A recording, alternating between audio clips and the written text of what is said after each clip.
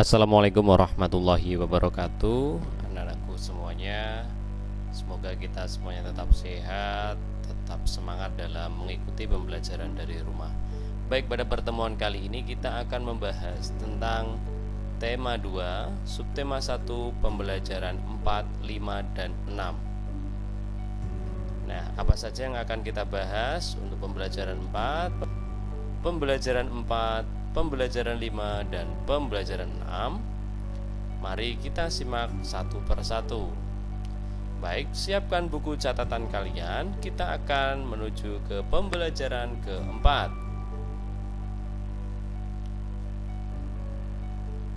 Dalam pembelajaran 4, kita akan membahas tentang teks, yaitu kita akan membuat peta pikiran berdasarkan teks. Saya akan membacakan untuk kalian teks yang ada dalam tayangan tersebut.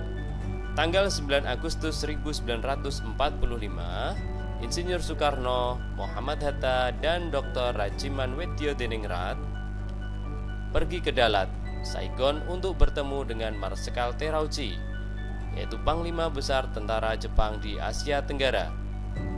Panglima tersebut menyampaikan informasi kepada pemerintah Indonesia bahwa Jepang akan memberikan kemerdekaan kepada bangsa Indonesia. Saat itu, tentara Jepang sedang terdesak oleh tentara sekutu. Beberapa wilayah Jepang dijatuhi bom oleh tentara musuh atau sekutu. Untuk menarik simpati rakyat Indonesia, Jepang memutuskan untuk menghadiahkan kemerdekaan. Pertemuan antara Panglima Jepang dan pemerintah Indonesia memicu pertentangan di dalam negeri. Terjadilah perbedaan pendapat antara tokoh golongan tua dan golongan muda. Golongan muda tidak ingin kemerdekaan Indonesia diatur oleh Jepang. Mereka menginginkan proses kemerdekaan Indonesia disiapkan oleh bangsa Indonesia tanpa ada campur tangan asing. Nah, anak-anakku, setelah membaca teks tersebut, kita akan diminta untuk membuat pertanyaan dalam bentuk peta pikiran yang mengandung 6 pertanyaan, yaitu apa, mengapa, siapa, bagaimana, kapan, dan di mana. Nah, berdasarkan teks tersebut, saya akan mencontohkan satu pertanyaan, yaitu apa. Pertanyaannya adalah, apa yang dilakukan Insinyur Soekarno, Muhammad Hatta, dan Dr. Rajiman dengan pergi ke Dalat? Nah, pasti ada jawabannya. Nah, seperti ini. Nah, kita berdasarkan teks, kita buat pertanyaan yang menyakup 5W dan 1H yang ada di dalam teks. Nah, dalam mengerjakan soal ini, kalian tidak boleh menyimpang dari teks yang telah disediakan. Pertanyaan dengan apa, mengapa, siapa, bagaimana, kapan, dan di mana. Nah, seperti itu. Baik, kita lanjutkan. Manfaat hidup rukun. Nah, rukun artinya saling menghargai, menghormati, dan menyayangi antara sesama manusia tanpa memandang perbedaan. Hidup rukun dapat diterapkan di rumah, sekolah, dan di masyarakat. Perbedaan bukan penghalang untuk bersatu. Rakyat Indonesia bersatu tanpa memandang perbedaan suku, agama, budaya, ras, dan adat istiadat. Adanya rasa persatuan itulah yang dapat menghasilkan kemerdekaan bagi bangsa Indonesia. Nah, anak-anakku, berkat rasa persatuan dan kesatuan inilah yang didasari adanya hidup rukun antar bangsa, antar suku, agama, budaya, ras, dan adat istiadat bersatu padu untuk memperoleh kemerdekaan yang selama ini kita peroleh dan kita rasakan. Nah, itu adalah manfaat hidup rukun. Contoh hidup rukun dalam kehidupan sehari-hari. Contohnya adalah apa kira-kira? Ya, benar sekali. Membantu tetangga yang terkena musibah, ya.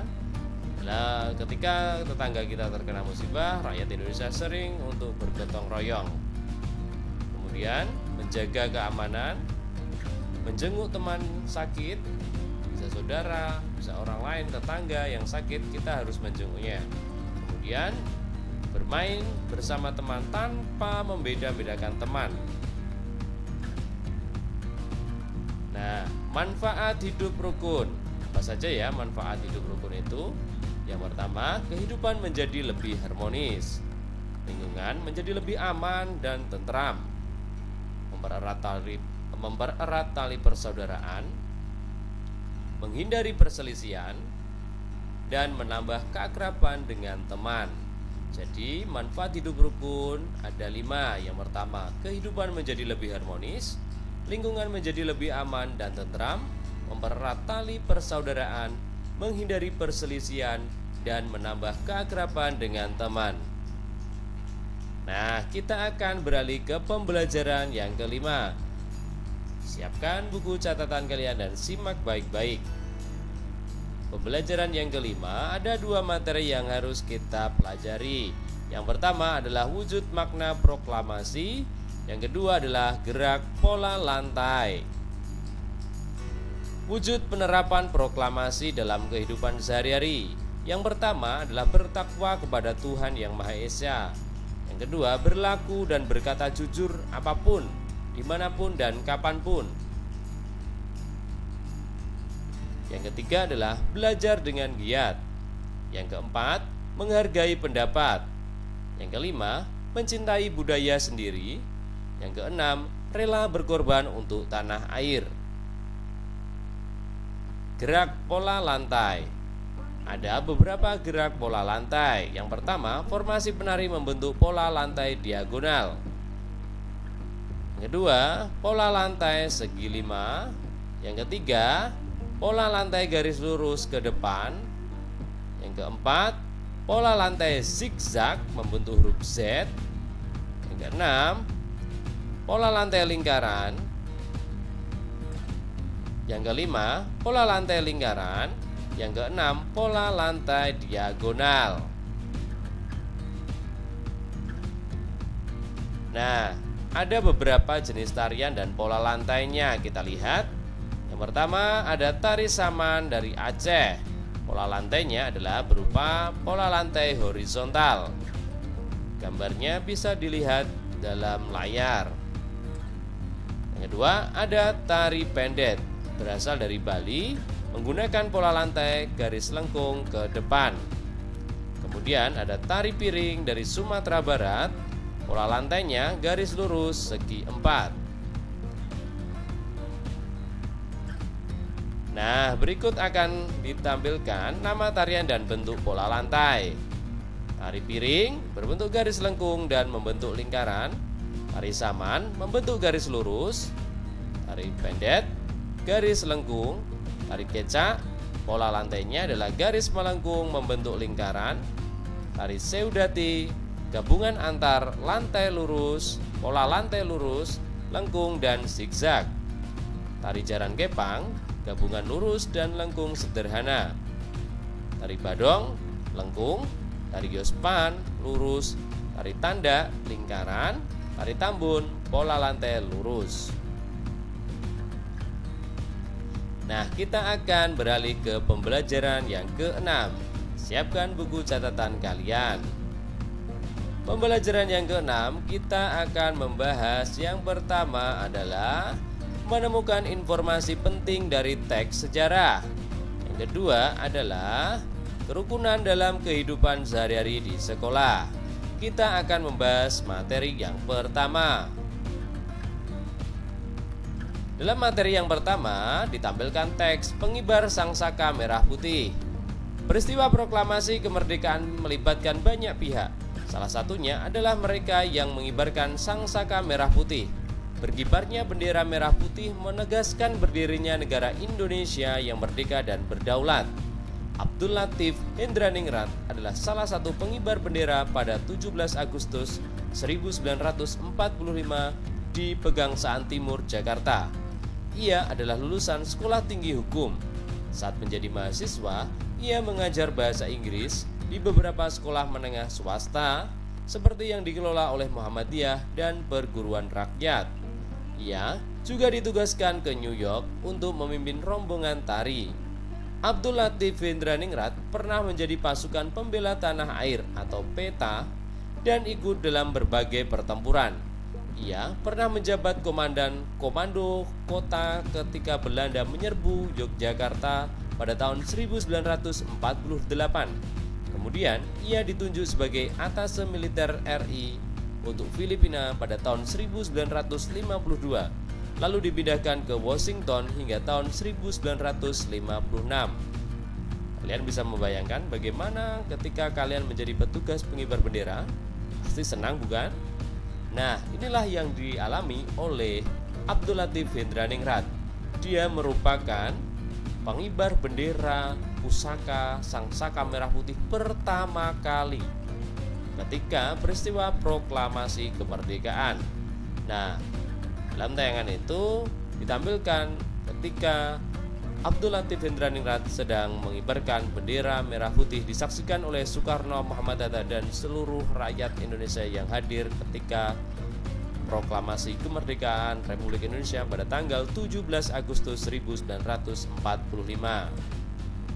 Nah, dari teks pengibar Sang Saka Merah Putih, kalian akan ditugaskan untuk membuat peta pikiran pengibar Sang Saka Merah Putih, meliputi 6 pertanyaan yang mengandung unsur 5W1H. Apa, mengapa, siapa, bagaimana, kapan, dan di mana. Silakan nanti bisa kalian kerjakan. Nah, setelah kita bahas pembelajaran 4, pembelajaran 5, dan pembelajaran 6, sudahkah kalian siap untuk melakukan evaluasi? Pastinya siap ya. Mari kita saksikan soal evaluasi. Ada 3 soal evaluasi, pembelajaran 4, pembelajaran 5, dan pembelajaran 6, masing-masing terdiri dari 2 soal. Silahkan kalian kerjakan. Untuk pembelajaran yang keempat, pertanyaan pertama, siapa sajakah tokoh yang pergi ke Dalat, Vietnam? Yang kedua, jelaskan pengertian hidup rukun. Pembelajaran 5, pertanyaan pertama, sebutkan 5 wujud penerapan makna proklamasi dalam kehidupan sehari-hari. Yang kedua, sebutkanlah 5 tarian beserta bentuk pola lantainya.